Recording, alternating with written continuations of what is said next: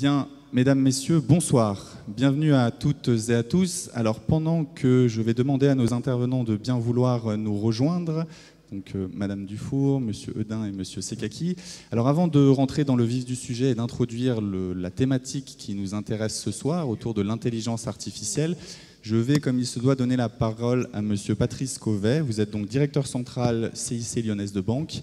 Bonsoir et merci de nous accueillir dans cette magnifique bâtisse. Merci.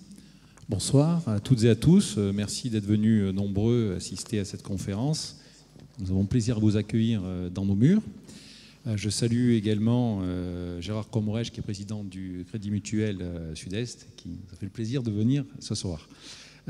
Donc la Lyonnaise de Banque fait partie des entreprises plus que centenaires de notre région.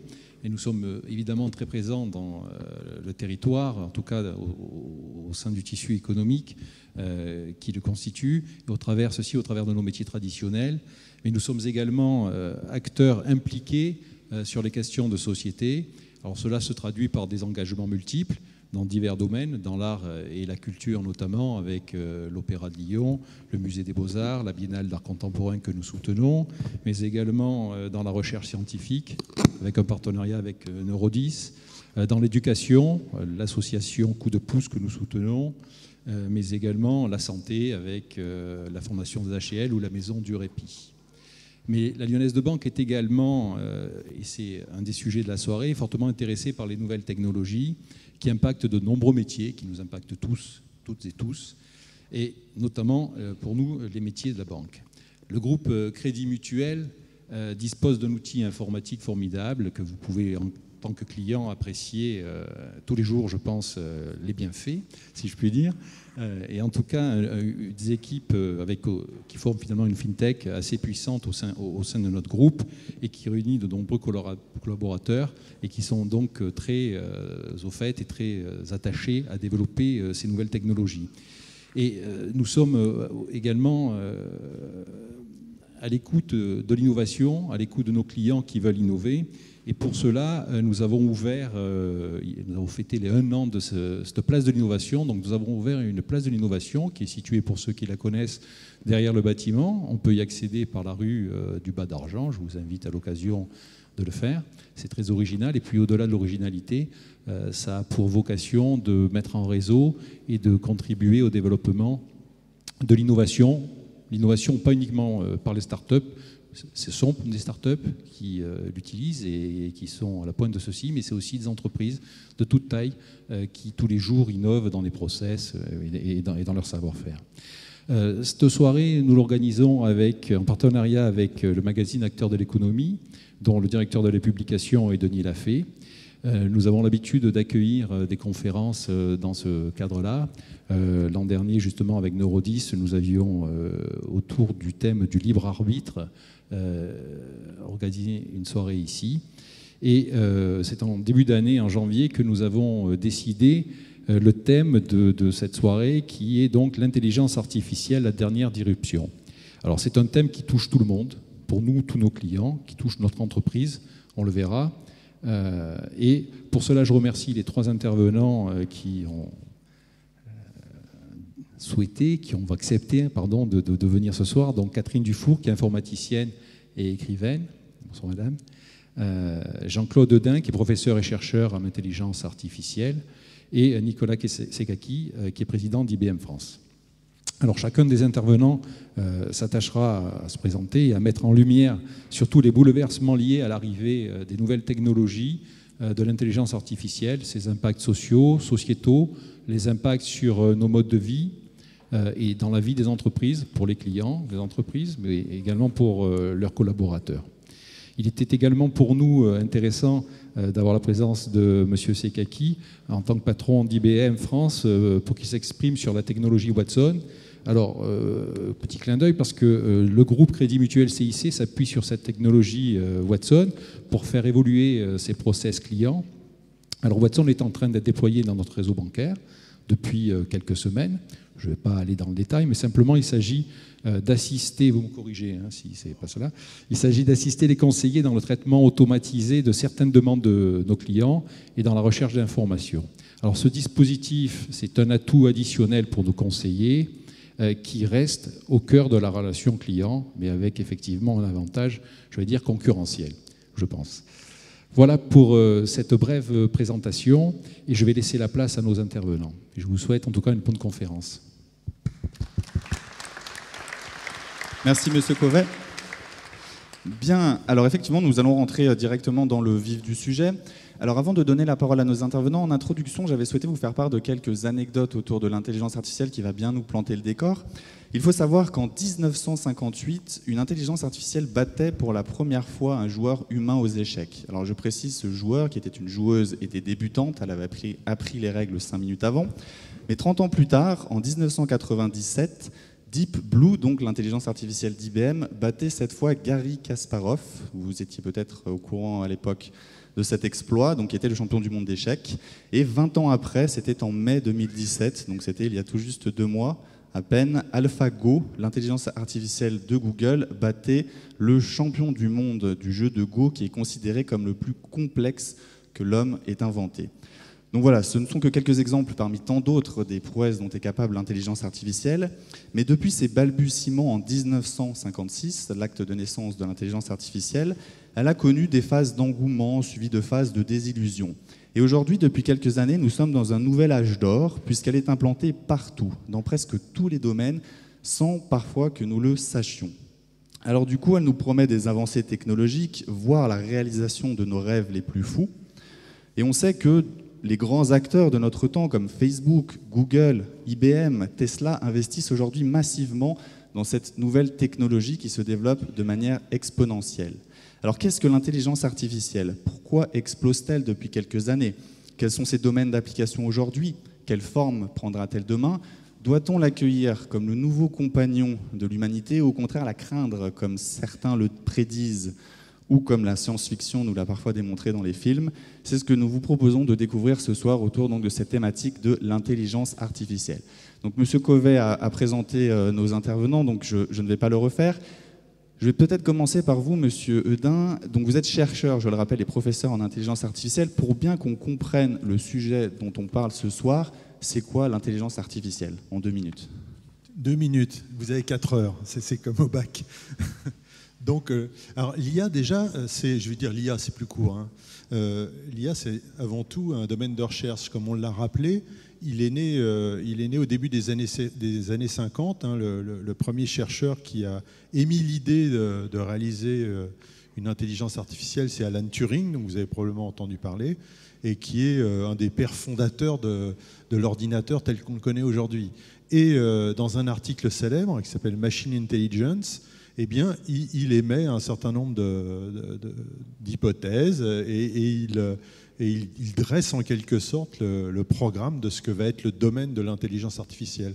Et alors, le domaine naît ensuite en 1956, hein, lors d'une conférence d'été à Dartmouth, et c'est le premier âge d'or. D'emblée, on a des prévisions fantasmatiques. On dit que, par exemple, dans 10 ans, eh bien, un programme d'ordinateur battra un jour le champion du monde d'échecs. Bon, il faudra attendre quand même 30 ans encore derrière pour y arriver. Et relativement vite derrière, eh bien, on rentre dans un hiver.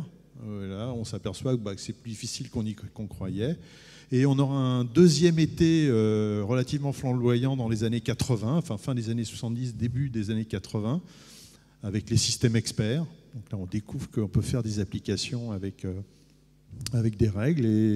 Et puis, récemment, hein, 2012, 2013, là, un nouvel été torride, comme celui qu'on a commencé à voir depuis le mois de juin, là, et qui, lui, est porté par le machine learning, en particulier le deep learning, on y reviendra. Donc, le domaine.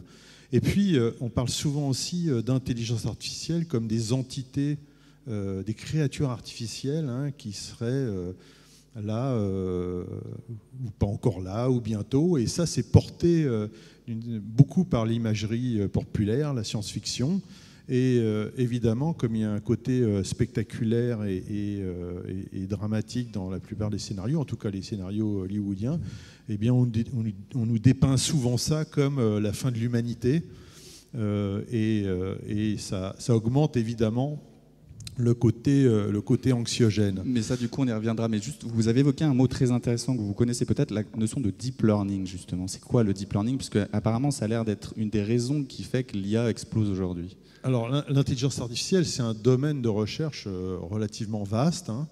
On parlait des systèmes experts, on parlait plein d'autres domaines que je ne vais pas égrener les uns derrière les autres. Et à l'intérieur de l'intelligence artificielle, il y a un autre domaine qu'on appelle le machine learning. Alors, certains ont tendance maintenant à le faire sortir un petit peu, c'est des querelles d'experts, ça, hein.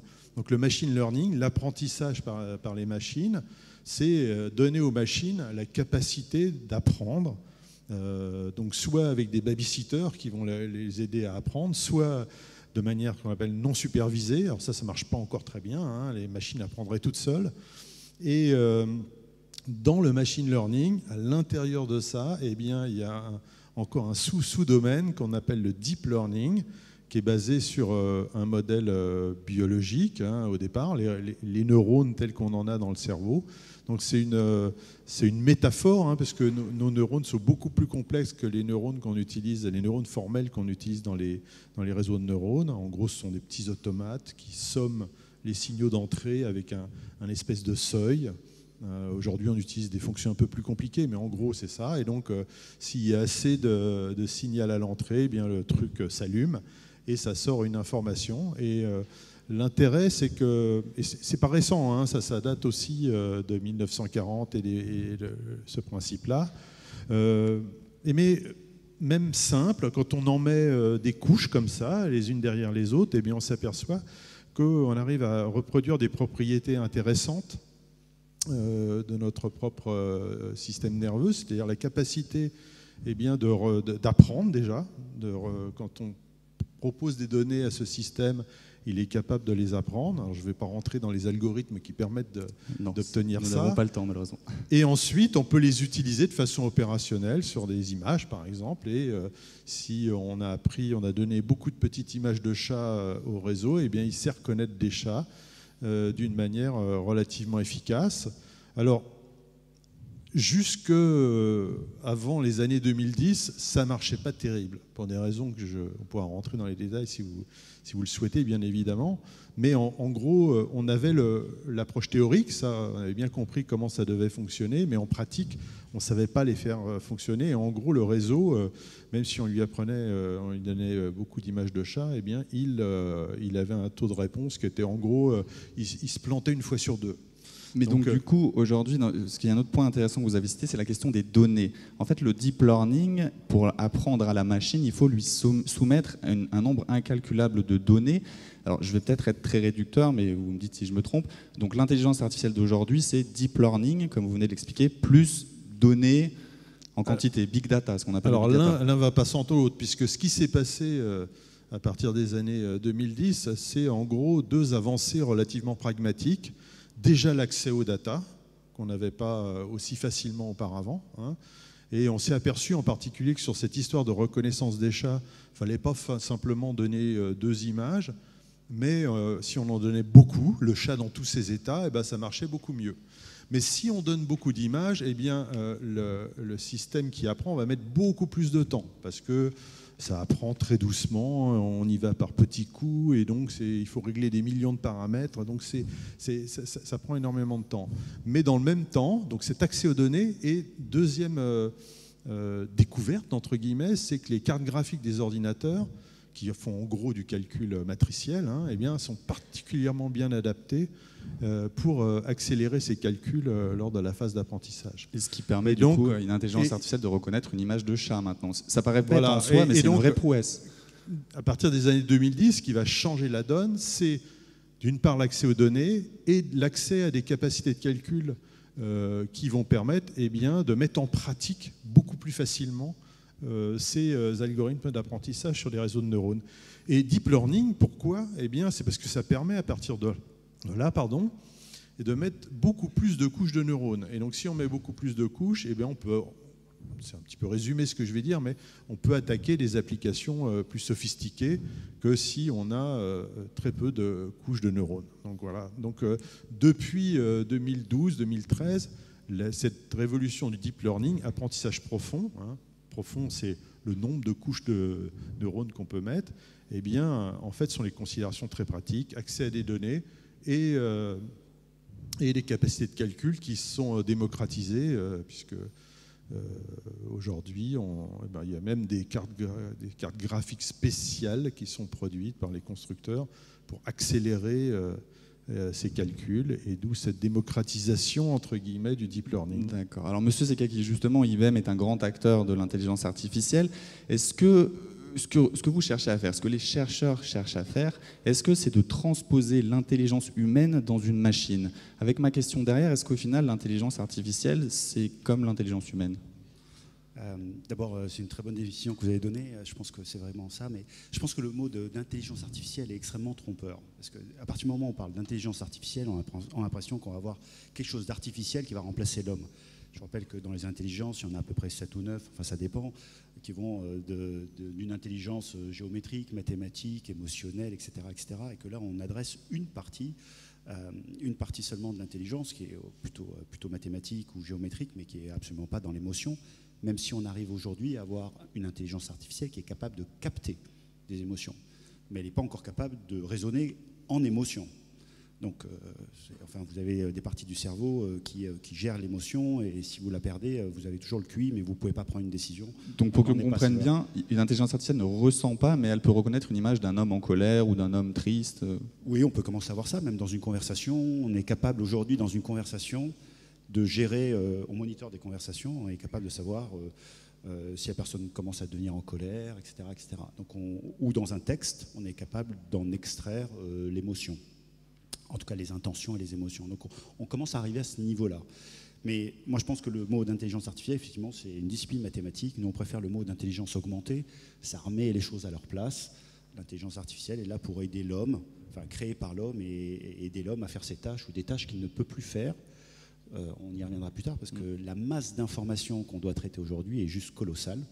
Et on a besoin d'apprentis, de gens qui nous aident à le faire.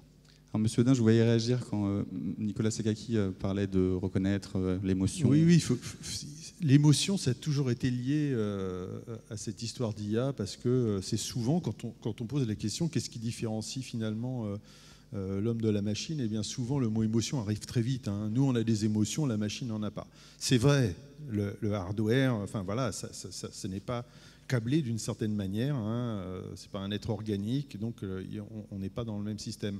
Mais aujourd'hui, il y a beaucoup de travaux, j'ai moi-même participé beaucoup à on comprend bien que les émotions, c'est le gros chantier derrière.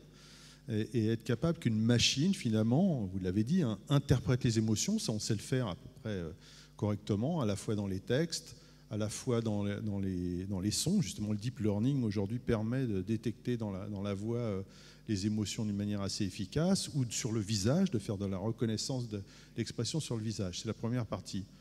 De l'autre côté, il faut retranscrire des émotions. Ça aussi, on sait bien le faire.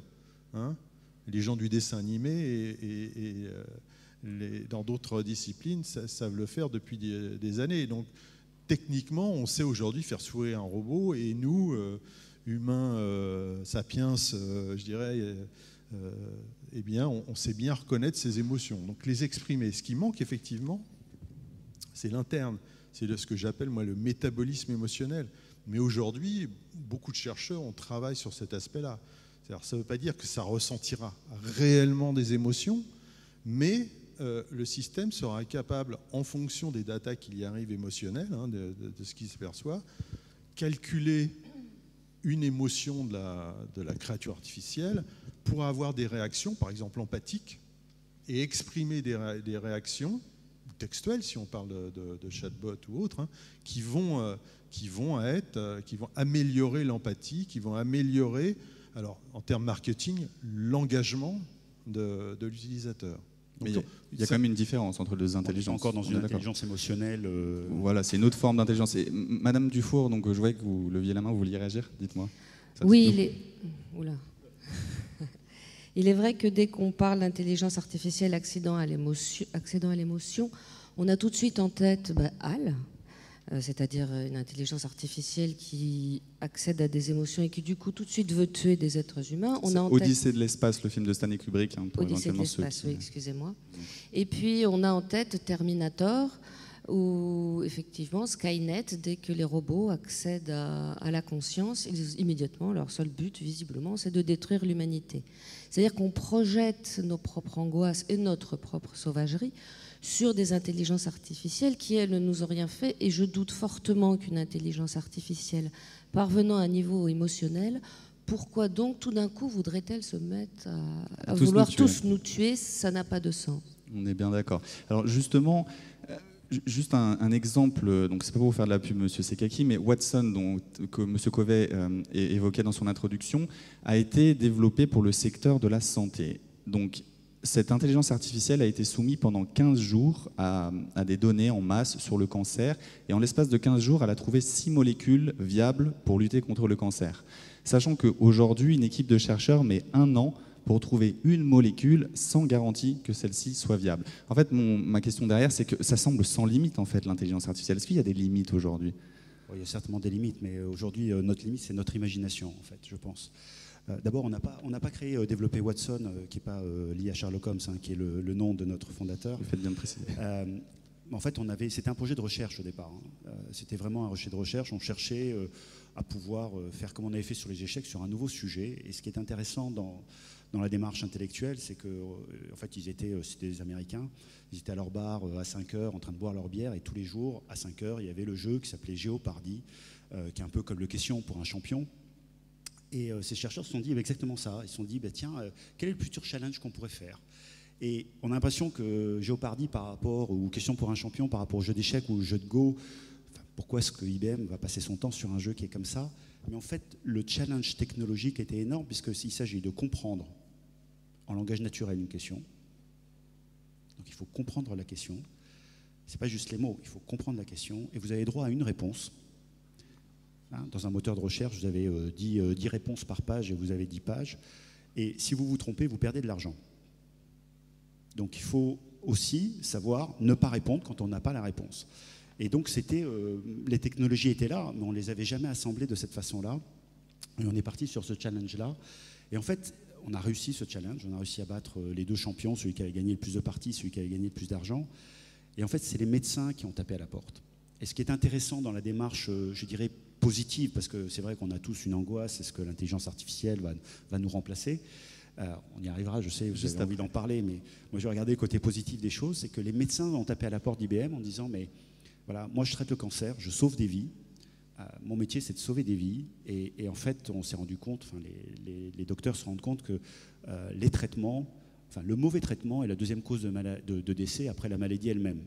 Et il y a aujourd'hui tellement de littérature sur le cancer qu'il faut être capable d'ingurgiter, c'est-à-dire à peu près 150 heures par semaine.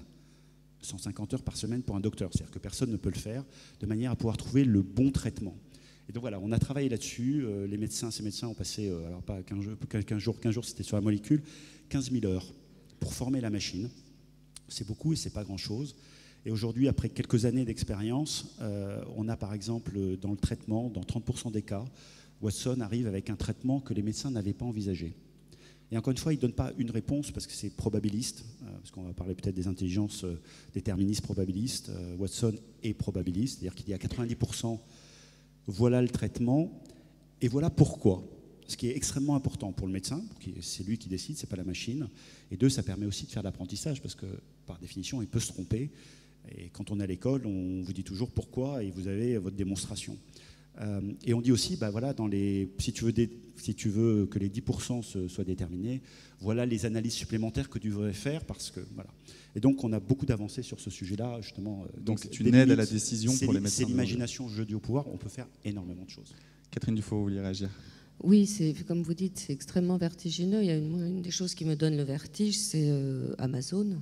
Ceux qui commandent sur Amazon, sachez que Amazon sait déjà ce que vous allez commander dans 6 mois, si vous êtes depuis assez longtemps client Amazon. Ils savent, la puissance statistique, en fait, c'est la force de l'intelligence artificielle. C'est pas tellement qu'elle soit intelligente émotionnellement, mais elle a une telle mémoire et une telle rapidité de traitement que sur Amazon, ils savent déjà ce que vous allez commander dans 6 mois et que dès qu'ils auront 10, 20, 30 ans de recul, ils pourront carrément vous envoyer votre cercueil 6 mois à l'avance, voire même vous dire, écoutez, excusez-nous, on a remarqué que vous avez commandé un casque de moto, 2 casques de moto, 3 casques de moto, plus une paire de lunettes, 2 paires de lunettes.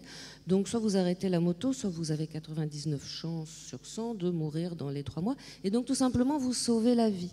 Et c'est du coup, après, ça pose un petit peu la question de est-ce que je vais garder un libre arbitre ? Mais c'est effectivement vertigineux. C'est ce qu'on appelle le marketing prédictif, si je ne me trompe pas. Jean-Claude Audin, vous réagissiez, je vous ai vu. Oui, bon, je veux pas... Mais nous sommes là pour débattre, n'hésitez pas. Si Amazon avait réellement cette connaissance de ce qu'on va acheter dans 6 mois, je pense qu'il serait super content. Non, c'est vrai sur l'idée, hein, c'est ce qu'ils voudraient, mais ils n'y sont pas encore tout à fait. C'est vrai que le marketing prédictif, en particulier avec le deep learning, a fait des progrès importants. Pourquoi ? Pour les mêmes raisons, hein, accès aux données, et puis ensuite, avec certains algorithmes de machine learning, on arrive à sortir des tendances et du coup à voir des choses qui n'étaient pas forcément évidentes auparavant. Vous avez tous vu le film Minority Report, on est un peu ça. Donc si on pousse un peu le raisonnement, effectivement, on arrive à des paradoxes. On arrêterait les criminels avant qu'ils aient commis et on les mettrait en prison. Donc c'est vrai, mais en théorie, c'est une belle expérience de pensée. On a fait des progrès, mais il y a l'horizon prédictif, c'est-à-dire qu'on est dans un environnement hyper complexe. Même l'environnement du commerce en ligne est hyper complexe, avec un nombre d'acteurs faramineux, des choses qui influent dessus. Donc l'horizon de prédiction, il est quand même relativement court, et ils arrivent à améliorer avec ça optimiser ce qu'on va vous proposer, plus ou moins bien. Je ne sais pas si vous avez vu, mais des fois c'est un petit peu poussé, ce qui nous sert. Et puis, mais aussi à organiser leur logistique, hein, en fonction des prédictions de vente. Mais là, c'est plus statistique, hein. On arrive à organiser, et donc ça permet de gagner. On n'a pas forcément besoin d'intelligence artificielle pour faire ce genre de choses. On a des outils d'analytique aujourd'hui extrêmement poussés qui permettent de faire du prédictif, du préventif. Après, quand vous combinez ces différentes finalement expertises, là, vous pouvez être capable de faire des choses assez puissantes. Mais ce qui est clair, hein, j'en profite pour rebondir, c'est ce qu'on considère comme de l'IA aujourd'hui ne le sera peut-être plus demain. Il y a énormément de techniques qui ont été développées dans un cadre de recherche qui s'appelait autrefois l'intelligence artificielle et aujourd'hui qui est rentré dans les mœurs. Il y a déjà certains chercheurs qui disent que le deep learning, c'est plus de l'IA, hein, parce que c'est un métier d'ingénieur. On apprend. Mais alors, Madame Dufour parlait peut-être à l'avenir, comme Monsieur Segaki disait qu'il n'y avait peut-être pas de limite à terme. Effectivement, on peut imaginer une intelligence artificielle visionnaire ou clairvoyante. Vous vouliez réagir, Catherine Dufour? Oui, moi je me souviens avoir travaillé il y a bien longtemps de ça sur un logiciel que vous connaissez certainement qui s'appelle Score, qui tout simplement, il y a une personne qui demande de l'argent pour acheter une voiture et il est évident qu'il y a des dossiers qui passent, on appelait ça en vert, pas de problème, et d'autres qui tombent en rouge, gros problème. Certains dossiers en rouge, c'est évident, c'est quelqu'un qui est au chômage, donc il y a peu de chances qu'il arrive à rembourser son crédit. Mais moi, je me souviens de certains dossiers rouges. Il n'y avait vraiment pas moyen de comprendre pourquoi. Or, quand le chargé commercial décidait quand même justement de forcer le passage et de prendre ce dossier, il tombait en impayé dans le mois. Et je vous parle de ça il y a 30 ans. Donc il y avait déjà une force prédictive de ce type de logiciel dans les années 80. Alors juste, Monsieur Audin, vous parliez de Minority Report. Alors juste, au cours de mes recherches, j'ai découvert un certain nombre de choses. Il existe, apparaît-il, à Los Angeles et à Tokyo, une intelligence artificielle capable de déterminer le lieu, l'heure et la nature d'un délit. Alors c'est un délit, hein, me semble-t-il, c'est pas un crime.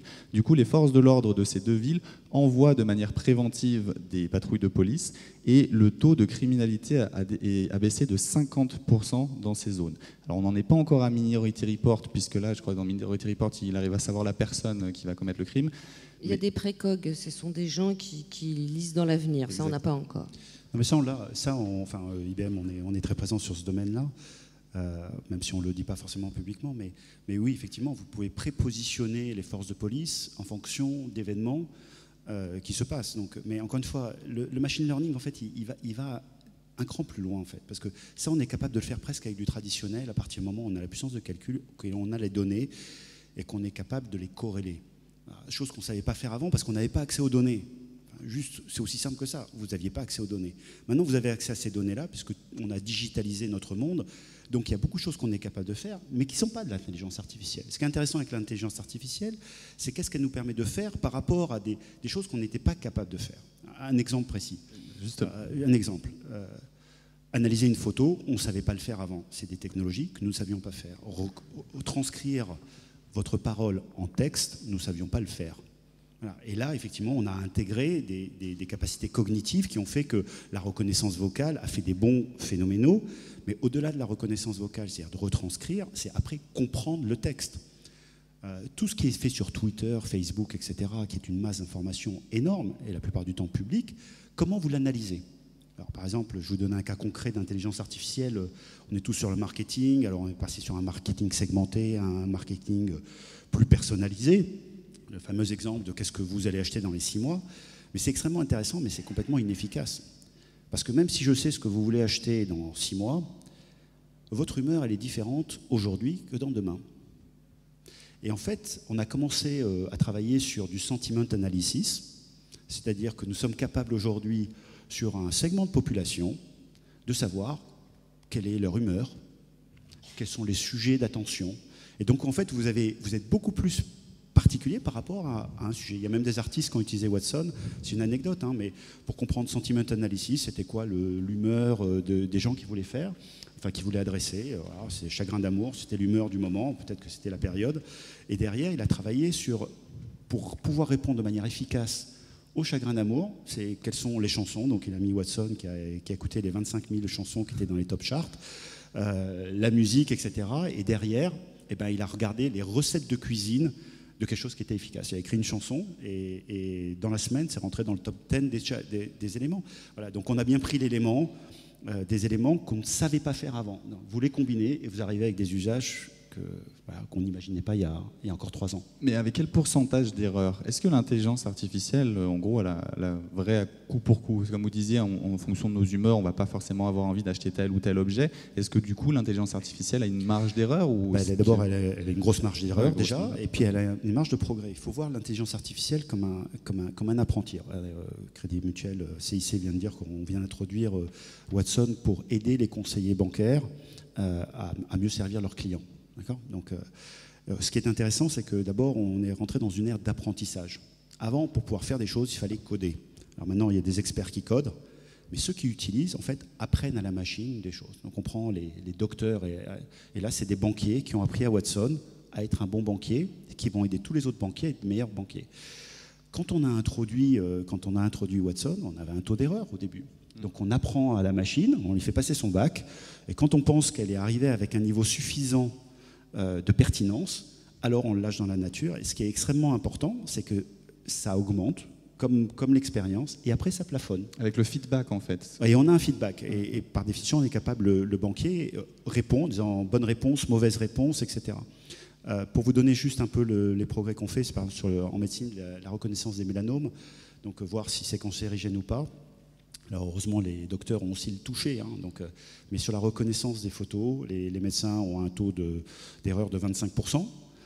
La machine aujourd'hui, on est à moins de 15% de taux d'erreur. Donc la machine est plus efficace sur la photo uniquement que le docteur. Voilà. Mais c'est un bon complément pour le docteur les radiologues, par exemple, passent pas suffisamment de temps sur les radios.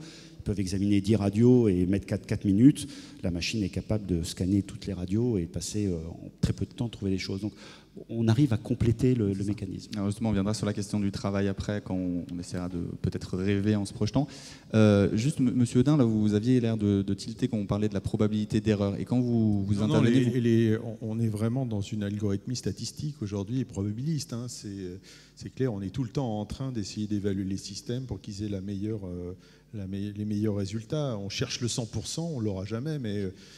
Et voilà, mais on a aujourd'hui une famille, on parle du deep learning, mais il y a toute une famille d'algorithmes aujourd'hui qui est extrêmement vaste et qui peut être adaptée à des problèmes particuliers. Mais ça, c'est, je dirais, la face visible de l'iceberg. Comme on l'a dit, l'important, c'est les datas, c'est les données. Hein, et il faut apprendre, il faut avoir un jeu de données compatible, évidemment, et le meilleur possible pour apprendre le banquier. Si vous prenez le meilleur réseau de neurones du monde, un Watson au meilleur de sa forme, mais vous lui faites apprendre avec un banquier qui n'est pas bon, hein, si je reprends cette métaphore, eh bien le résultat sera celui du banquier pas bon. Hein. Et donc les données sont extrêmement, extrêmement cruciales. Alors du coup, il y a quelque chose que vous avez soulevé, Madame Dufour, c'est vous disiez qu'en gros, une intelligence artificielle, hein, je pars sous votre contrôle, ça traite des données. C'est ce qu'on a compris. En gros, les données font tout. Avec l'avènement du numérique, ça nous permet au quotidien, rien que quand vous taguez un ami, par exemple, sur Facebook, c'est une donnée que vous envoyez à Facebook pour son intelligence artificielle. Mais du coup, la question derrière, c'est est-ce qu'une intelligence artificielle est capable de créer des données ? Je ne sais pas si elle peut créer, mais quand Deep Blue a gagné aux échecs, les stratèges, les maîtres d'échecs qui ont regardé, ont appris des choses sur les stratégies. Ils ont dit « Oh mon Dieu, j'avais pas pensé à ça ».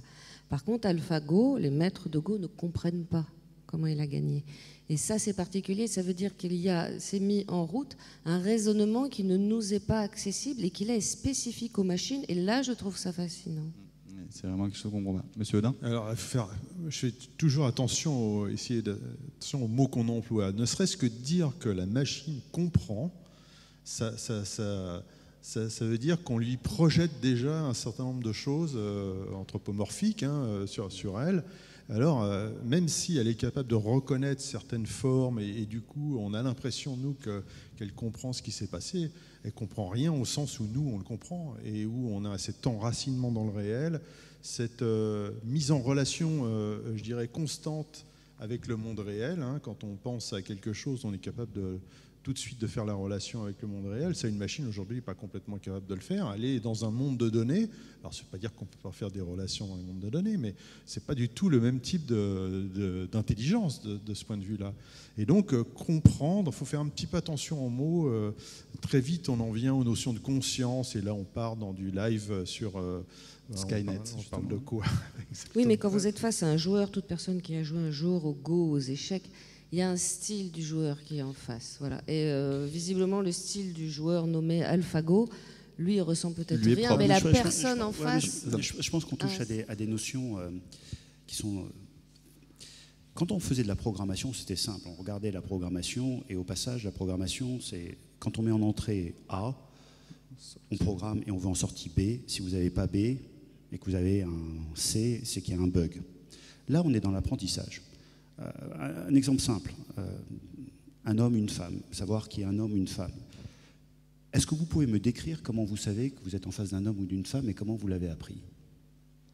C'est la question de l'inné, vous voulez dire. Voilà. Et on peut dire, voilà, la machine, c'est à peu près pareil. C'est-à-dire qu'à partir du moment où on rentre dans du machine learning, on est sur des abstractions et la machine a un algorithme qui lui permet d'apprendre. Donc il est important de donner des évidences sur la chose. Et il faudra, on parlera tout à l'heure de la transparence des algorithmes, mais par définition, c'est plus aussi linéaire que ça l'était avant. Mais aussi, c'est un apprenti qui a appris la chose, mais il ne va pas nous décrire comment il a appris la chose, parce que sinon, ce ne serait plus du machine learning, ça serait de la programmation. Alors, juste sur la création de données, encore une petite anecdote. Me semble-t-il, David Hasselhoff, que vous connaissez peut-être comme étant celui qui courait au ralenti dans Alerte à Malibu, en fait, a joué dernièrement dans un film dont le scénario a entièrement été écrit par une intelligence artificielle. On sait, me semble-t-il, qu'une intelligence artificielle de Google, à force d'analyser des images, a réussi à peindre, enfin, numériquement parlant, sa propre image. Donc il semblerait que déjà... c'est un peu comme un enfant, mais elle apprend très vite, visiblement. Monsieur Audin. Oui, il y a une idée reçue sur le fait que, avec ce type d'algorithme, la machine ne peut pas créer. C'est un petit peu comme les émotions de tout à l'heure. On se disait, bon, ok, ça peut faire des trucs très techniques, ça fait des calculs, mais c'est au bout du compte, c'est binaire, mais la machine ne saura pas créer. Si, ça peut complètement créer des choses, hein, et sans parler d'algorithmes je me souviens, il y a une vingtaine d'années, avec ce qu'on appelle les algorithmes génétiques, on est capable de produire des choses originales d'une façon relativement efficace. Comment ça marche, hein? On prend une population, par exemple, de tableaux, hein, ou d'autres systèmes qu'on veut, et on les croise, on les mute, c'est-à-dire qu'on les prend en petits bouts, et puis on les mélange, et on génère une nouvelle population de tableaux, hein. Et évidemment que dans cette population de tableaux, il y en a qui ne vont pas nous plaire, et puis il y en a d'autres qui vont nous plaire. Donc si on a une fonction qui nous permet d'évaluer ça, eh bien, on arrive à faire converger le système et on obtient des créations tout à fait originales, hein. Et donc, tout ça pour dire, même l'acte de création, c'est pas l'apanage de l'être humain, complètement de l'être humain. On peut arriver à créer une machine qui crée. Voilà, un exemple concret, on a appris à Watson la cuisine. On a quelque chose qui s'appelle Watson Chef.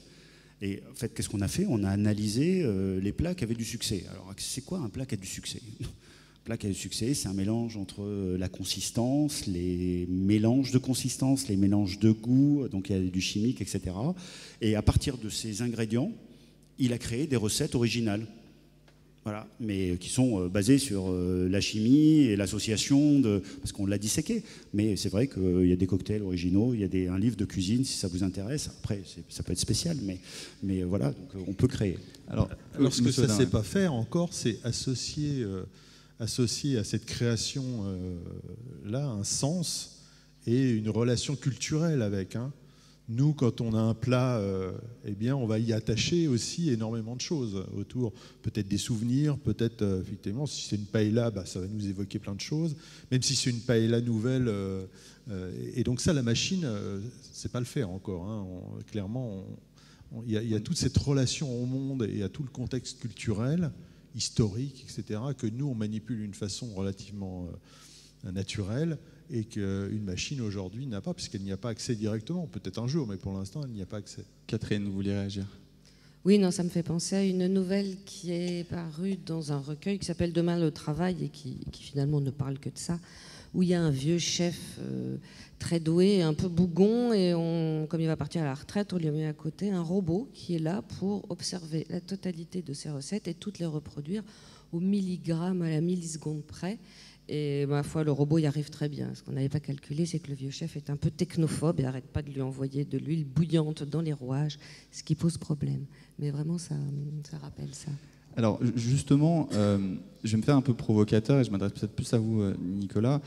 Si, on l'a compris, l'intelligence artificielle est partout et elle va être encore de plus en plus partout. Mais si moi, j'ai pas envie que l'intelligence artificielle soit partout parce que j'en ai un peu peur, puisque comme l'expliquait Catherine, on n'arrive pas forcément à expliquer pourquoi AlphaGo a joué au coup 9 tel coup qui lui a permis de gagner le champion du monde.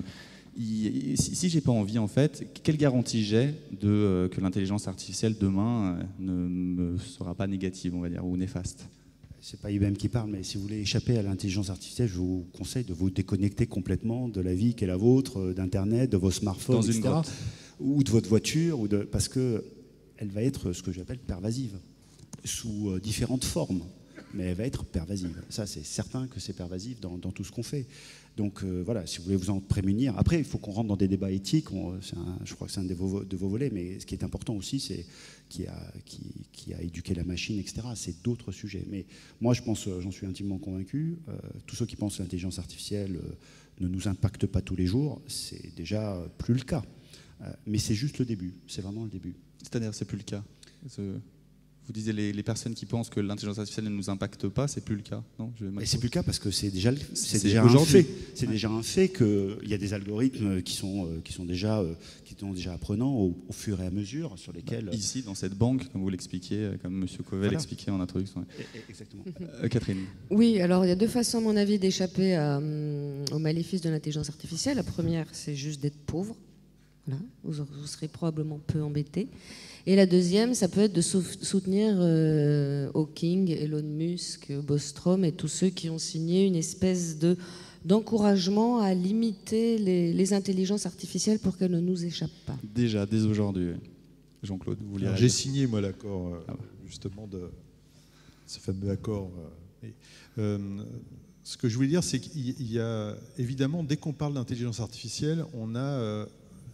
malgré nous cette idée d'une espèce d'entité, alors positive pour certains, maléfique pour d'autres, qui va... Mais en fait, c'est une boîte à outils d'algorithmes, et la plupart des IA qui existent aujourd'hui sont des blocs techniques qu'on intègre dans des solutions et qui vont faire leur job. Et finalement, que ce soit une technique qui vienne de la recherche en IA ou une technique qui vienne, qu'on parlait de statistiques tout à l'heure, eh bien, au bout d'un moment, on parlera même plus d'IA. C'est différent quand on imagine, effectivement, et ça c'est un sujet, une entité algorithmique consciente, etc. Alors, ça, c'est autre chose. Mais la très très grande majorité aujourd'hui des applications de l'IA sont excessivement pragmatiques, techniques, et avec pas une once de conscience au sens où ça comprend ce que ça fait. C'est pas du tout le cas. Alors justement, on a bien compris, l'intelligence artificielle est meilleure que notre cerveau humain pour certaines tâches. C'est ce qu'on appelle, je parle encore sous votre contrôle, l'intelligence artificielle faible, c'est-à-dire qu'elle est dédiée à une seule tâche. Juste encore une petite information, la vitesse d'une connexion neuronale humaine, c'est 120 mètres par seconde, environ 3 fois moins que la vitesse du son. La vitesse d'un processeur, donc je pense qu'on pourrait qualifier ça du neurone, d'une intelligence artificielle, c'est 300 000 km/s, la vitesse de la lumière. Donc un ordinateur pense, même si Jean-Claude vous disait que c'était peut-être pas forcément vrai, mais 3 millions de fois plus vite que nous. Donc la question qu'on peut se poser si on se projette, c'est que quelle sera la place de l'homme dans le futur, et notamment la question du travail, puisqu'on sait que la robotisation a détruit des emplois, puisque les machines étaient bien plus performantes que l'humain, et là clairement l'intelligence artificielle va nous surpasser. Quelle place on aura à nous ? Enfin, on peut en parler. Je voudrais revenir 2 secondes.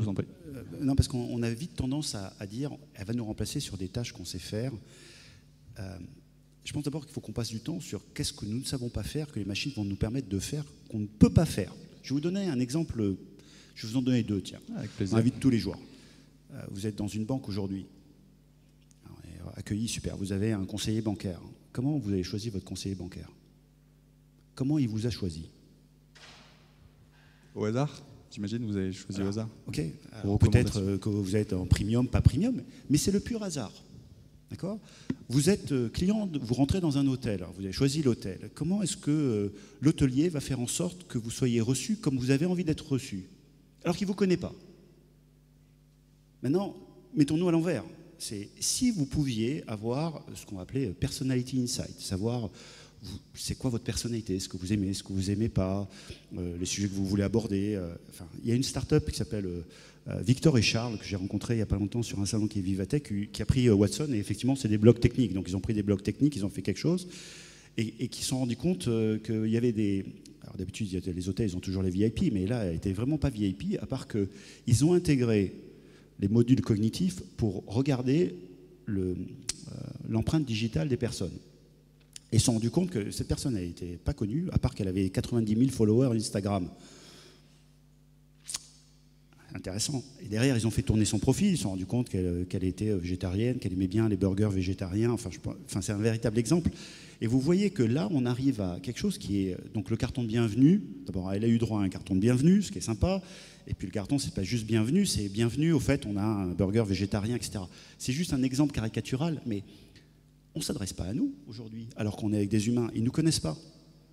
Si on pouvait avoir des machines qui nous aident à avoir plus d'empathie, ça serait intéressant. Puis c'est ce que vous disiez avec Watson, en fait. Watson, c'est une aide à la décision pour les médecins. Elle ne va pas décider. Il y a énormément de choses qu'on ne sait pas traiter aujourd'hui, qu'on ne sait pas traiter, qu'on ne traite pas. Donc il faut arrêter de dramatiser en pensant que... Donc pour répondre à votre question, il y a des activités qui vont être remplacées par la machine, les algorithmes, comme les robots. C'est quand même intéressant de voir que... je sais qu'en France, on avait cassé les robots quand ils étaient arrivés. Les ouvriers disaient « ils vont me remplacer ». Vous retrouvez 200 ans plus tard, vous retrouvez avec quoi, ou 100 ans plus tard, vous retrouvez avec les pays qui ont adopté les robots, sont ceux qui ont encore des ouvriers, la Chine, les États-Unis, l'Allemagne, la Corée. Donc la Chine a énormément de robots, et ce sont les seuls pays qui sont compétitifs avec la qualité et avec des industries et des ouvriers. Tout le reste, on a disparu. Donc, qu'est-ce qui s'est passé ? Il y a des activités qui ont été remplacées par des robots, et il y a des hommes qui ont dit ces robots vont nous permettre de développer mieux. Et je pense que, toujours pareil, c'est qu'est-ce qu'on va pouvoir créer comme industrie et quelles sont les activités qui vont disparaître. C'est 2 choses différentes. Et là où on perdra des jobs, c'est les gens qui veulent faire la même chose jusqu'à la fin de leur vie. alors qu'il y a quelqu'un d'autre. Alors ça peut être un Indien, ça peut être un Chinois, ça peut être une intelligence artificielle qui fera la même chose, beaucoup mieux et moins cher. Et là on aura des problèmes. Donc il ne faut pas opposer homme et machine, il faut les voir comme allant main dans la main. En fait, si on est complément, on va créer des choses. Enfin, Crédit Mutuel, quand ils ont pris Watson, il y a plein de banques qui ferment leurs agences parce qu'on ne va plus beaucoup dans les agences, parce qu'on n'a pas la valeur ajoutée, parce qu'on fait par le téléphone. C'est exactement ça, c'est comment j'augmente mon conseiller pour qu'il soit plus efficace. Parce que je ne veux pas fermer mes agences. C'est en recherche de l'efficacité. Catherine, vous vouliez réagir et puis Jean-Claude, je vous donne la parole après. Oui, il est évident que l'intelligence artificielle, c'est jamais qu'un outil. C'est comme un laboratoire avec un bec Bunsen et un bécher. Vous pouvez faire soit de la pénicilline, soit du Zyklon B. L'éthique est vraiment dans la tête de la personne qui emploie l'outil et certainement pas dans celle non-existence de l'intelligence artificielle. Par contre, effectivement, il y a eu beaucoup de cols bleus qui ont été remplacés par des robots. Parfois, ça s'est bien passé, d'autres fois, ça a laissé beaucoup de gens sur le sable. Et là, maintenant, ce sont les cols blancs qui vont être remplacés. Là, je vous renvoie à un livre d'Ariel Quiro qui s'appelle « Réinventer le travail sans l'emploi ». C'est à l'Institut Diderot. Ça dit tout très bien, bien mieux que je pourrais vous le dire. En gros, d'ici 20 ans, il y aura entre 20 et 40% des cols blancs qui seront remplacés par des intelligences artificielles. On voit arriver les algo-rédacteurs dans les rédactions des journaux, des intelligences artificielles qui débroussaillent le travail et qui sont capables de rédiger des articles. Donc là, évidemment, les journalistes commencent à se poser des questions. Et ça, on va voir ça de plus en plus. Jean-Claude, vous voulez réagir ? Moi, je voulais, sur deux points, sur un point, les exemples sont assez parlants qui ont été donnés, mais il y a aussi des problèmes qui sont tellement compliqués aujourd'hui, tellement complexes, qui dépassent un petit peu notre capacité humaine, même collective. Les grands enjeux de la planète, écologiques, énergétiques, etc., sont des enjeux extrêmement compliqués et on a besoin de toutes les intelligences pour essayer de les attaquer. Donc, et je sais qu'IBM est assez engagé sur ce genre de projet. Alors, sur le côté éthique, évidemment, là c'est un sujet extrêmement vaste. Moi j'ai l'habitude de dire, l'IA c'est comme la force dans Star Wars. Il y a le côté lumineux et il y a le côté obscur. Et la techno en elle-même, elle n'est pas, teintée, elle n'est pas d'un côté ou de l'autre. Et c'est ce qu'on va en faire qui va changer les choses. Ça reste un outil. Évidemment, on peut l'utiliser pour des choses extrêmement valorisantes qui vont améliorer notre monde, notre vie quotidienne. Malheureusement, il y a des applications également qui sont critiquables. Elles ne sont pas forcément inutiles. Là aussi, j'ai eu un débat assez complexe récemment avec un lieutenant-colonel sur l'utilisation la capacité de donner de faire feu sur un système automatisé. Bon, ça c'est un vrai débat et qui doit être citoyen. C'est vrai, qu'est-ce qu'on se permet ? Alors évidemment, c'est une situation compliquée quand on est du côté de nos forces armées. On se dit oui, ça sauve des vies de nos forces armées. Quand on est de l'autre côté, c'est moins évident. Et puis, voilà, faut que j'ai l'habitude de dire aussi, la première loi d'Asimov, elle est morte et enterrée avant d'avoir été utilisée, puisque déjà, on a des systèmes qui tuent. Et donc, alors, juste pour nos participants, les lois d'Asimov, que vous connaissez peut-être, il y a un film, me semble-t-il, j'ai oublié, c'est règle numéro 1, un robot doit toujours obéir à un humain. Règle numéro 2, le robot doit... un film, ce sont des livres au départ. C'est des livres au départ, oui. Règle numéro 2, le robot ne doit pas nuire à un être humain. Nuire à un être humain. Règle numéro 3, le robot doit protéger sa propre vie, sauf si en contradiction avec les règles numéro 1 et 2. Donc on est censé avoir une protection absolue. Voilà, je vous en prie. En gros, c'est un peu hérité des lois bibliques. La première loi, c'est tu ne tueras point. C'est en quelque sorte de ce point de vue-là. Alors juste sur la question de l'éthique, parce que c'est très intéressant et c'est vrai qu'on n'en parle pas beaucoup dans les débats ou dans ce qu'on peut lire.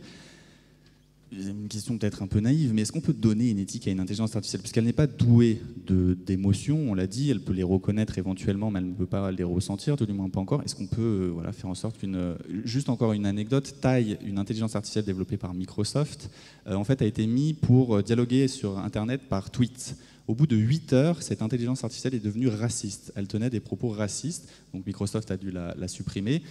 Et visiblement, elle n'avait pas de notion d'éthique. Donc est-ce que c'est possible de donner de l'éthique à une intelligence ?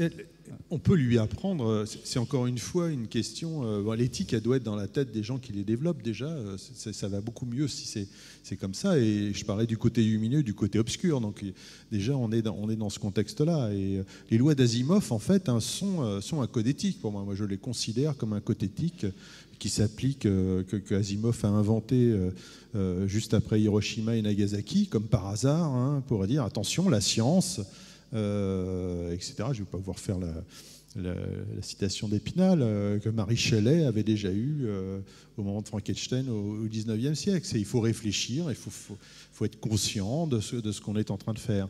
Alors maintenant, on revient à est-ce qu'une machine peut faire des bêtises ou est-ce qu'elle peut faire le bien ? Bien sûr, tout va dépendre en particulier de ce qu'on lui a appris et des données qu'on lui a données. Si on donne un réseau de neurones aujourd'hui sans faire attention sur un sujet X, les datas qu'on va crouler, on appelle ça sur le net, eh bien, immanquablement, on a une IA sexiste parce que la majorité des propos sont faits par des masculins, plutôt du genre caucasien, etc. Donc il faut faire attention aux biais déjà qui sont chez nous, parce que si on les apprend tels quels, sans faire attention dans une machine, on va les reproduire. Le cas du bot Twitter de Microsoft, bon, je crois qu'en plus il y a des gens qui ont essayé de hacker derrière, hein, c'est un petit peu plus compliqué que ça, mais voilà, il faut faire attention, d'où l'éthique, c'est aussi avoir de la transparence sur la manière dont on apprend aux machines, quels sont les jeux de données qui ont été utilisés. C'est comme avec un enfant, en fait. On apprend l'éthique à un enfant. Oui, en quelque sorte, oui. Alors, Catherine, vous vouliez réagir après, Nicolas ? J'en prie. Oui, enfin pour moi l'éthique au cœur de la bataille, et l'éthique c'est uniquement l'être humain qui doit s'en occuper. Et il faudrait qu'on s'en occupe, mais qu'on s'en occupe beaucoup plus, parce qu'on est en train de faire exploser les barrières des possibles. C'est merveilleux, mais ça peut être cataclysmique. Or moi là je suis allée à la Paris Health Week, c'est une semaine. Vous voyez le parc des expos à la porte de Versailles à Paris, c'est gigantesquissime et chaque centimètre carré était occupé. Voilà, il y avait un nombre considérable de laboratoires pharmaceutiques, médicaux et qui proposaient tous leurs nouveautés. Il n'y en avait pas une seule où il n'y avait pas des nouvelles technologies dedans. Donc ça pose des problèmes éthiques immenses. Je peux vous en donner un très rapidement. Il y a un nouveau dispositif qui fait que même des parents non-entendants, parce qu'ils ont un souci génétique, donner naissance à un enfant non-entendant. Or, s'il est équipé, il va devenir entendant. Or, les parents parlent entre eux par la langue des signes. Donc, si jamais il devient entendant, cet enfant, il n'aura pas ce lien, il ne va pas signer avec ses parents. Qu'est-ce que vous faites ? Vous imposez l'implant contre les parents qui ne veulent pas, vous retirez l'enfant aux parents pour maltraitance, vous laissez un enfant grandir avec un handicap social grave. Et les médecins, ils sont seuls face à ça en permanence.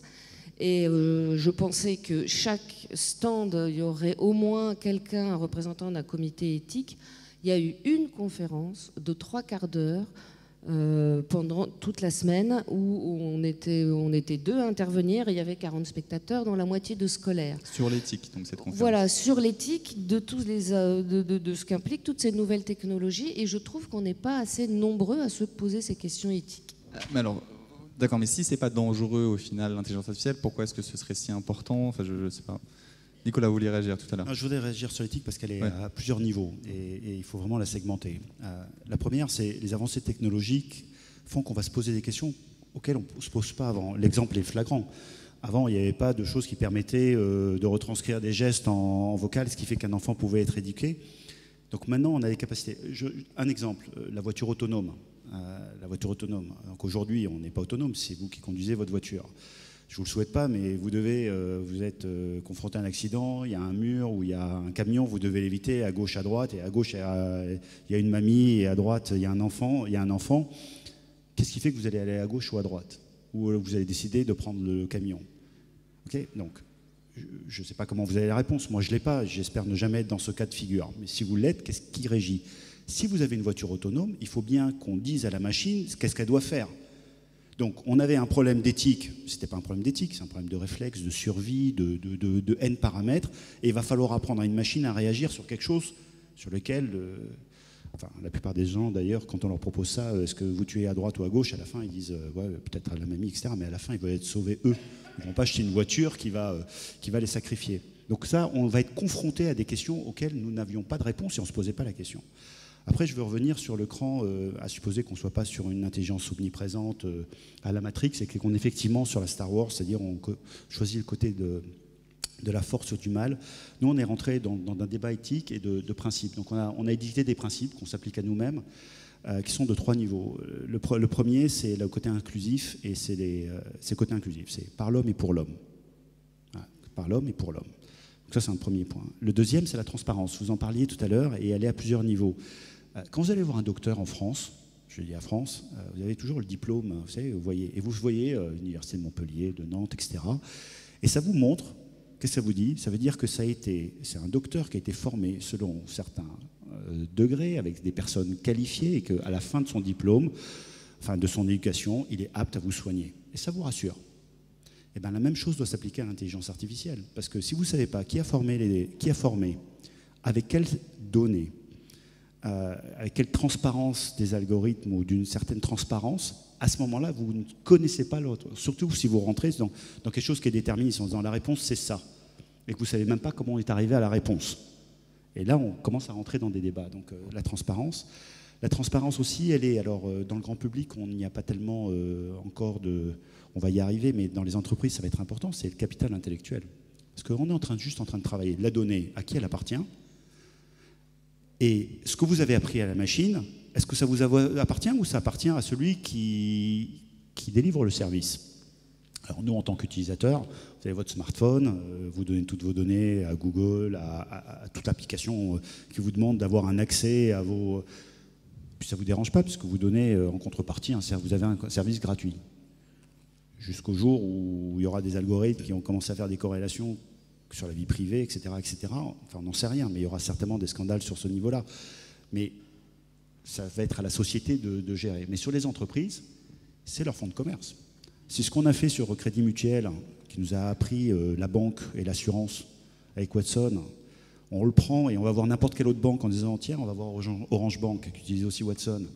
Et on va dire, bah, tiens, en fait, ça s'appelle de l'espionnage industriel. Donc il faut extrêmement être très, très, très prudent sur ces intelligences artificielles. Enfin, nous, on a pris cette éthique de dire non, ça appartient aux clients. D'autres ont un seul graphe intellectuel. Donc, par définition, à partir du moment où vous commencez à utiliser, vous bénéficiez des autres et vous donnez c'est des modèles économiques. Et le troisième, c'est les compétences, les skills. C'est vrai qu'on a l'école bleue, l'école blanche. Je crois qu'on va rentrer dans des écoles, on a essayé d'appeler ça les new colors. Il y a ceux qui vont le développer, il y a ceux qui vont l'utiliser. Et je pense que l'intelligence artificielle, pour moi, en tout cas ces technologies, vont banaliser l'accès à la connaissance. Internet a permis à tout le monde d'accéder à l'information. Là, on va pouvoir accéder à la connaissance. Et moi, je trouve ça extrêmement fort parce qu'aujourd'hui, je sais pas, je prends l'Afrique et l'Europe, c'est très difficile pour un Africain d'accéder à la connaissance, il ne peut pas accéder à l'école, etc. Donc on a plein de projets là-dessus sur la compétence. Mais c'est vrai que vous avez un discours rassurant quand même, ce discours de pour l'homme, par l'homme et pour l'homme, ça montre vraiment... C'est pas un discours, c'est une éthique et c'est des valeurs. Une philosophie. Je ne dis pas qu'il y en a d'autres qui vont utiliser l'intelligence artificielle pour faire de la cybercriminalité. Nous, on utilise l'intelligence artificielle pour la combattre. Mais voilà, on choisit son côté. Parce que justement, quand on sait, par exemple, vous parlez d'Elon Musk tout à l'heure, Catherine, le PDG de Tesla, qui a dit qu'il fallait au plus vite qu'on se mette des puces informatiques dans la tête, sinon l'intelligence artificielle va nous asservir comme des animaux. On sait qu'il y a également Stephen Hawking, qui est un grand chercheur, qui a dit que si on ne fait pas attention, l'intelligence artificielle va nous détruire. Donc c'est vrai, on sait que Google aussi a créé un bouton rouge pour qu'au cas où, un jour, paf, on peut déconnecter l'intelligence artificielle. Donc on sent quand même une forme de peur. Est-ce que cette peur n'est que liée au fait que, comme vous disiez, Catherine, on projette nos peurs nous-mêmes en tant qu'être humain, ou est-ce que techniquement on pourrait arriver un jour à Skynet? Jean-Claude ou Catherine, si vous voulez répondre d'abord. Alors, qui suis-je pour contredire Stephen Hawking, quoi? Vous êtes Catherine Dufour, vous avez autant de paroles. Mais non, je pense pas. Il peut dire des bêtises aussi, la preuve.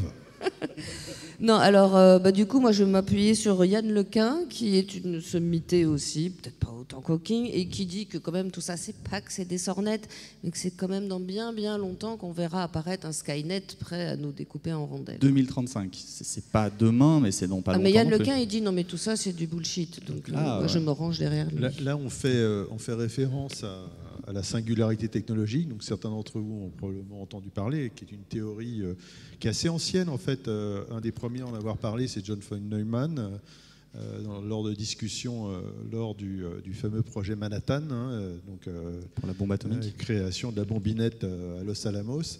Et cette idée, c'est que si on augmente le progrès technologique, il augmente notre intelligence. En augmentant notre intelligence, on augmente le progrès technologique, et on part dans une boucle qui est rapidement exponentielle.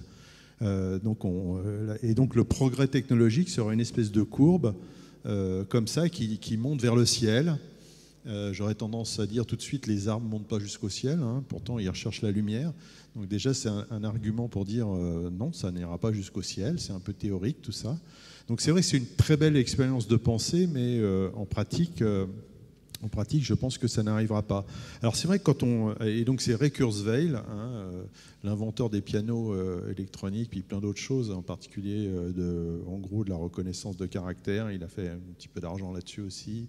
Et il est un des directeurs de développement chez Google. C'est un des directeurs, hein, c'est pas le directeur.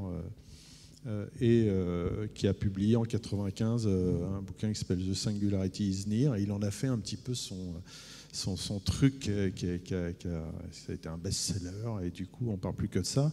Puisque quand on trace cette courbe-là, hein, on prend la puissance de calcul des ordinateurs et qu'on poursuit... Pour ceux qui connaissent cette fameuse loi de Moore, hein, eh bien, effectivement, on a une jolie exponentielle. Et aux alentours de 2000, alors après les avis divergent, hein, 2045, 2000, bon, par là, eh bien, on arrive à dépasser la puissance intellectuelle de l'ensemble de l'humanité. Et du coup, on a une espèce d'horizon de prédiction. Hein, on ne sait plus ce qui se passerait derrière. D'où l'idée d'une singularité. Alors, ce n'est pas du tout un point singulier au sens des mathématiques. C'est juste en référence au trou noir. Et bien derrière, c'est peut-être pour ça qu'Hawking s'est réveillé du coup, puisque c'est un des grands spécialistes des trous noirs. Et bien derrière, on ne sait plus ce qui se passerait. Et donc, on peut imaginer effectivement une IA hyper consciente qui prendrait en main la destinée de la planète, puisque de toute façon, elle serait supérieure à tout ce qu'on peut imaginer. Alors du coup, on a deux clans. Les positifs et les négatifs. Alors, Ray Kurzweil, positif en chef, il dit que de toute façon, ça résoudra, il n'y a pas besoin de s'en faire, ça résoudra tous nos problèmes, on deviendra immortel, et donc des espèces d'entités algorithmiques dans les machines, etc. Donc qui ont généré beaucoup de scénarios de science-fiction, effectivement assez sympathiques, ou moins, ça dépend. Et puis, il y a ceux qui sont très pessimistes, et Hawking en fait partie. Hein. Elon Musk également, ils sont assez pessimistes. Ils ne remettent pas en question cette vision. Certains disent ça va être génial, ça résoudra tous nos problèmes. Et puis les autres qui disent oh là là, mais ça va être la fin de l'humanité. Donc il faut raison garder. C'est une jolie expérience de pensée. C'est vrai qu'en théorie, quand on regarde ça, c'est cohérent en plus. On se dit waouh, ouais. Mais ce n'est qu'une expérience de pensée. Hein, dès que je vois des exponentielles, moi je me méfie parce qu'on sait bien que dans la nature, c'est beaucoup plus compliqué que ça. Et même si les croissances technologiques ne sont pas exponentielles, hein, elles ont des courbes certes qui peuvent être assez impressionnantes, mais généralement après il y a des plateaux, et puis ça repart, etc. Donc c'est beaucoup plus chaotique que ça. Et puis ça voudrait dire qu'on fait une exponentielle comme ça qui part vers le ciel, on fait abstraction des ressources. Donc, ouais. On sait très bien que les ressources de la physiques, planète, on les mange déjà d'une façon... Et l'usage aussi, l'acceptation sociale, il y a énormément de paramètres qui font que même si on avait un progrès technologique exponentiel, en pratique, ça n'arrivera jamais. Alors Catherine, je voulais réagir. Après, je vous proposerai peut-être un tour avec le public. D'accord. Oui, je pense moi, l'intelligence artificielle m'empêche moins de dormir la nuit que les problèmes écologiques, par exemple. Alors il faut, quand on ne sait pas trop ce qui nous attend dans l'avenir, il faut regarder un peu vers le passé. Si vous regardez comment est-ce que nos ancêtres, en 1900, voyaient l'an 2000, Alors ils imaginaient déjà qu'on se chauffait tous au radium, donc il y avait des cheminées avec des pierres de radium où tout le monde se frottait les mains pour se réchauffer. Et puis alors il y avait des voitures volantes plein le ciel. Et moi, le jour de l'an 2000, j'ai regardé dans ma rue, il y avait des gens en trottinette. Donc il faut toujours raison garder. Il faut relativiser. Bien voilà, ça fait maintenant bien plus d'1 heure que nous parlons. C'est un sujet passionnant. J'espère que vous avez pris autant de plaisir que nous à découvrir certaines choses. Pour autant, vous devez avoir un certain nombre de questions. La parole est à vous maintenant. N'hésitez pas. Monsieur, madame, bonsoir. Bonsoir. 2 questions, mais rapides. La première, c'est la première fois que je me fais cette réflexion. Le mot intelligence artificielle, est-ce que ce n'est pas le mot même intelligence qui trouble les esprits? C'était ma première question. Et la deuxième, c'était par rapport à l'ère donc de l'apprentissage. Et tout de suite, ce qui m'est venu à l'esprit, c'est que par rapport à ce qu'on évoque sur l'école, l'enseignement en France et tout, là, il y a peut-être justement, grâce à ce que vous êtes en train de dire, de réelles solutions, mais concrètes, quoi. Voilà. Jean-Claude, Nicolas. Non, dès le début d'ailleurs de la création de l'IA en 1956, ça a été un sujet de polémique. Hein. Le fait d'appeler ça IA, ça fait lever des boucliers chez en particulier tout un tas de scientifiques qui étaient plutôt dans la mouvance qu'on appelait à l'époque cybernétique. Hein. Et donc voilà, mais ça a aussi eu ce côté un peu provocateur de dire on va créer une intelligence artificielle qui a permis au domaine d'émerger et puis d'attirer un petit peu l'attention.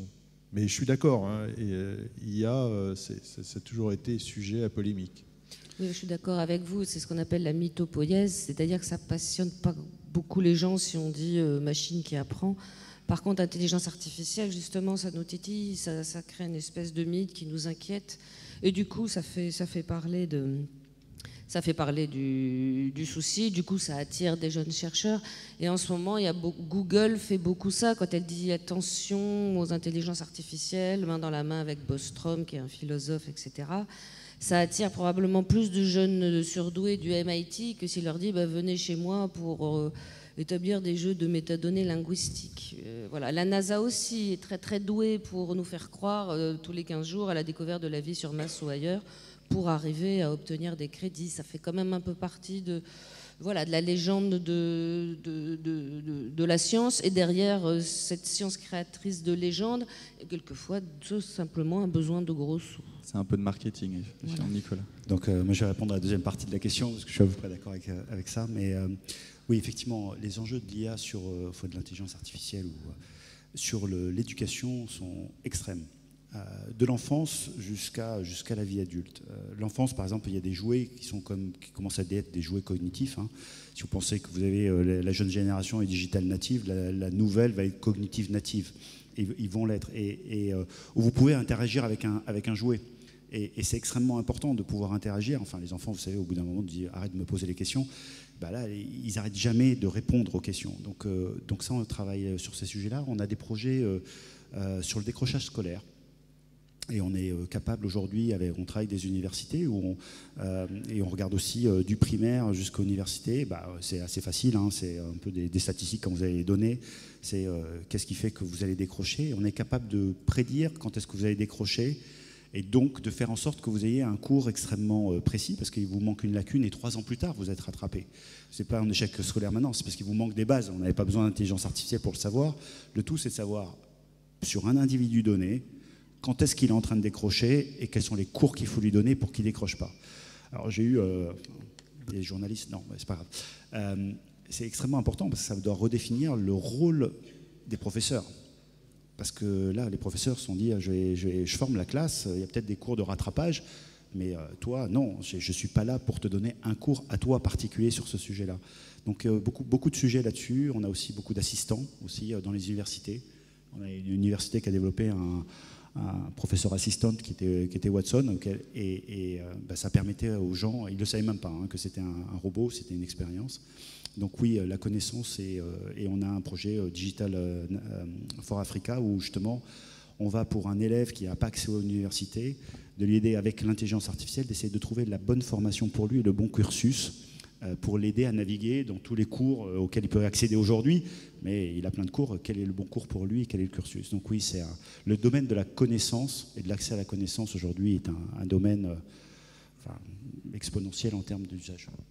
Jean-Claude, rapidement. Oui, ça me fait juste ça me rappelle un truc que je voulais dire tout à l'heure, cette histoire de remplacer l'homme, et donc ça a un lien évidemment avec l'angoisse sur les emplois. Alors mon boulot va disparaître, et en fait on s'aperçoit que évidemment notre monde est beaucoup plus complexe que le binaire. C'est pas je vais remplacer, beaucoup de métiers, c'est vrai, vont évoluer. On en parlait dessus du professeur à l'instant.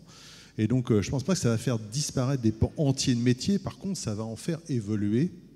Et donc, ça veut dire qu'effectivement, la formation n'a jamais été aussi importante, hein, je rejoins, pour justement accompagner ces transitions qui vont être très importantes dans les années qui viennent. Il y avait madame, et j'ai vu une main aussi là-bas. Bonsoir, madame. Merci. Ma question est la suivante. D'abord, excusez-moi, par rapport à l'intelligence, c'est vrai qu'on compare des choses qui ne sont pas facilement comparables. Parce que, par exemple, si je demande au monsieur qui est face à moi s'il a un tournevis dans son sac, il va me répondre tout de suite, alors que la machine, elle va être obligée de se dire « alors j'ai ça dans ton sac, dans mon sac ». Elle n'a pas de sac, la machine, déjà. C'est vrai.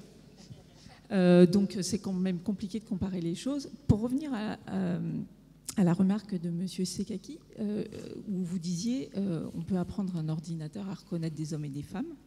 Alors, j'imagine qu'on envoie plein de photos de femmes, plein de photos d'hommes, et qu'on lui dit ça c'est une femme, ça c'est pas une femme. Est-ce qu'aujourd'hui l'intelligence artificielle permettrait d'envoyer comme ça plein de photos de femmes et d'hommes et de demander à la machine est-ce que tu sais segmenter et qu'est-ce que tu segmentes là-dedans, sans lui donner aucun indice? Et peut-être qu'elle nous sortirait il y a des hommes, il y a des femmes, mais peut-être qu'elle sortirait d'autres segments auxquels on n'a pas pensé. Et ça, où est-ce qu'on en est, pour reprendre cet exemple? Oui, non, mais ça, on atteint d'autres techniques ici, d'autres algorithmes. C'est que là, on dit plus à la machine reconnais ça, et du coup, ensuite, on lui donne données, elle reconnaît. Aujourd'hui, les technologies, et je ne parle pas simplement des réseaux de neurones, hein, en machine learning, il y a bien d'autres technos qui permettent, dans un univers de données, de segmenter ça et de faire sortir des profils. Et effectivement, c'est extrêmement intéressant lorsqu'il y a des profils auxquels on ne s'attendait pas a priori. Donc j'imagine très bien que si on donnait des millions de visages humains, on obtiendra effectivement une différence entre les hommes et les femmes, mais aussi des différences qui proviennent de toutes les différentes pays, cultures qui sont sur la planète, hein. Ça devrait sortir assez facilement. Oui, moi j'ai lu un livre qui est très bien. C'est des petits jeunes gens de Yale, Harvard, je ne sais plus. Bon, bref. Et eux, ils s'intéressent à la littérature du 19e siècle. La littérature surtout anglophone. Donc autant un être humain dans sa vie, il arrive à lire, je ne sais pas moi, 10 000 livres et en étudier 200. Là, ils sont face à des ordinateurs qui en engouffrent 15 millions en 24 heures. Et l'ordinateur lui-même leur a dit là, il y a une corrélation qu'eux n'avaient pas du tout vue. Et cette corrélation, c'est qu'il y a dans le roman anglais au 19e siècle, il y a une baisse du niveau sonore. Voilà, et ça, c'est-à-dire qu'il y a moins de verbes comme hurler, yell, etc. À la fin du siècle qu'au début, et plus de verbes comme whisper à la fin du siècle qu'au début. Et évidemment, ce sont les humains qui ont fait le lien avec le corsetage progressif de la société anglaise sous l'ère victorienne, mais c'est l'ordinateur qui a trouvé, qui leur a indiqué que là, il y avait un truc. Et donc, ils s'amusent comme des petits fous, au lieu d'être là à galérer, à compter les mots un par un. Ils ont maintenant un outil absolument remarquable, et voilà, ça s'appelle le lab, et c'est vraiment, vraiment passionnant de voir des jeunes qui font corps avec la machine et qui s'en servent au point que la machine elle-même leur répond. Là, c'est assez vertigineux, mais c'est super. Deux exemples de retour d'expérience sur deux registres différents. Le premier, c'est la zone de confort de l'être humain. On a vu dans l'apprentissage, on prend des experts qui apprennent à la machine Et après, ce qui est intéressant avec les experts, c'est qu'ils prennent ça comme un jeu. Et la machine peut se tromper, mais elle ne ment pas. Et en fait, de temps en temps, elle donne des réponses. Elle donne des réponses alors que auquel l'homme en fait pourrait arriver, mais parce que c'est un expert et qui se remet toujours dans je me remets dans le problème initial pour trouver la même solution, on a tendance, même si on est super bon, à revenir à une solution et un problème connu pour avoir une solution connue. Donc la machine nous permet de ressortir de la zone de confort parce qu'elle n'a pas de zone d'inconfort. Donc ça, c'est un premier truc qui est bête. On lui a appris, et puis la machine, elle est juste factuelle, et elle ressort des sujets sur lesquels j'aurais dû y penser, mais non, on est biaisé dans notre débat. Le deuxième point, on est sur la fraude aussi, hein. Par définition, on met l'outil de l'intelligence artificielle pour combattre la fraude. Il y a une des fraudes qui est, par exemple, faire en sorte que les traders fassent du trading correct. Et on a monitoré les conversations des traders. On est en train de faire ça par définition. C'est normal de surveiller des gens qui touchent à des sujets sensibles. Et la machine a trouvé une différence culturelle entre les pays anglo-saxons et les pays européens dans la nature du langage et leur expression. C'est-à-dire, juste pour vous le dire, il ne faut pas le dire aux traders, hein, parce qu'on le surveille, mais par exemple, en Europe, quand les traders commencent à rentrer dans une zone limite, déjà qu'ils sont légèrement grossiers ou outranciers, ils deviennent très grossiers. Les Américains et les Anglais, il n'y a pas de différence. Dans la façon de s'exprimer, il peut y avoir d'autres experts. Donc voilà, donc vous voyez, on a réussi avec l'intelligence artificielle à trouver un biais culturel auquel on n'aurait jamais pensé. Mais voilà, donc l'expression... L'intelligence, les deux intelligences sont complémentaires. L'intelligence machinique, je dirais, et l'intelligence humaine. Et pour paraphraser un petit peu cette idée-là, c'est une machine, on peut lui fournir un nombre de données incroyable et elle va appliquer ses algorithmes d'une façon logique et sortir les résultats d'une façon extrêmement efficace, là où nous, on serait désemparés. L'homme, c'est une autre intelligence. Et comme on l'a dit à l'instant, c'est je choisis par empathie, émotionnellement, déjà, je visualise déjà une solution et je la rationalise derrière. Et donc, on voit bien que les deux sont compatibles et qu'elles se complètent. Hein, puisque si on prenait une décision purement froide et statistique, eh bien, on sait bien qu'en statistique, hein, les corrélations ne sont pas des liens de causalité. Donc il y a des cas classiques, hein, où on a sorti la sortie des films de Nicolas Cage, il y avait un accroissement des noyades dans les piscines. L'humain, tout de suite, il va se rendre compte que ça n'a pas de rapport, quoi. Apparemment, on est sur un lien il y a bien une espèce de corrélation parasite, mais ça n'a aucune réalité, enfin j'espère. Et donc l'humain, il va être amélioré par cette machine, il va être augmenté par les capacités de raisonnement de ces machines, mais il doit être toujours présent parce que c'est lui qui va faire ce rapport au monde, cette compréhension globale qui va permettre d'avancer. Donc les deux sont extrêmement importants. On est bien sur une complémentarité. Alors il y a monsieur... Bonsoir, juste une toute petite question. La France a la 5e place au plan économique mondial. Quelle est la place de la France en matière d'IA, de la recherche jusqu'à l'exploitation? Selon vous, votre évaluation de ça? Peut-être des raisons aussi d'être positif d'ailleurs. Alors, c'est une question compliquée parce que effectivement, mais je pense que la recherche française en termes d'IA est excellente. Elle est dans les premiers rangs mondiaux. Ensuite, il y a l'attractivité du pays pour les chercheurs, c'est autre chose. Enfin, ne serait-ce qu'un exemple, Yann Lequin, qui est un des grands du deep learning aujourd'hui, il y a un autre qui est un Canadien, George Hinton, eh bien, c'est lui qui est le patron de la recherche IA à Facebook. Donc, il y a une très très grande qualité de la recherche en IA française. Ensuite, c'est vrai qu'il faudrait faire des efforts pour que notre attractivité fasse que les chercheurs français restent plutôt en France et plutôt que s'exporter. Voilà. Et au contraire, on attire des talents. Je pense qu'il y a eu quelques annonces, quelques tentatives récentes pour essayer d'inverser cette tendance. Quand vous marchez dans le MIT, eh bien, vous voyez des chercheurs indiens, beaucoup de Français également.